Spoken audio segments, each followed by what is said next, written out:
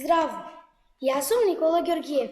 Имам 11 години, учам во основното училиште Гоце Делчев Босилово. И сум петто одделение. Денес ќе ви раскажувам за дневникот од Штрковото гнездо.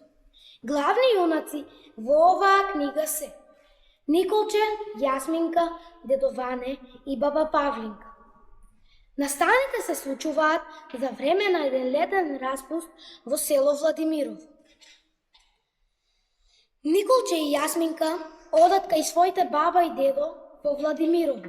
Таму си играат, се забавуваат, поминуваат убави и безгрижни моменти во селото.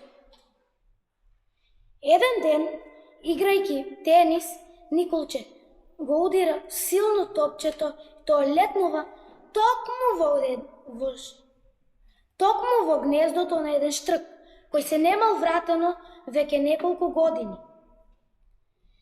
Јасминка почнува да плаче, па добриот дедо Ване, за да им ја исполни желбата на своите внуци, мора да се качи на плевната и да го симне топчето. Таму,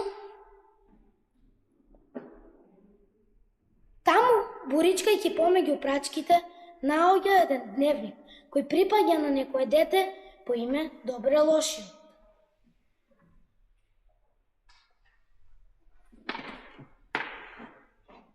Љубопитноста да дознаат кој е тоа дете прави сите тројца наизменично да го читаат дневникот и да откриваат нови работи за Добре Лошиот.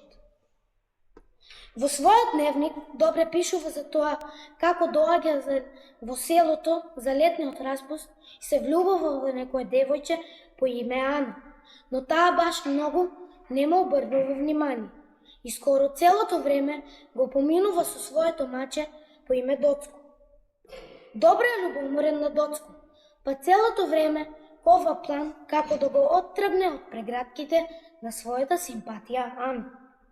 Дедо Ване и внуците до мракот го читаат дневникот на Добре Лошиот. Но бидејќи баба Павлинка ги искарала и многу им се налутила, морале да причекаат до другиот ден за да продолжат со откривање на мистеријата кој е Добре Лошиот. Дали ќе дознаат кој е Добре Лошиот? Дали Добре ќе успее да ја придобие Ана? Дали Добре Лошиот е навистина лош и што ќе се случува до крајот, ќе дознаете доколку ја прочитате книгата Дневникот од Штрковото гнездо од Киро Донев.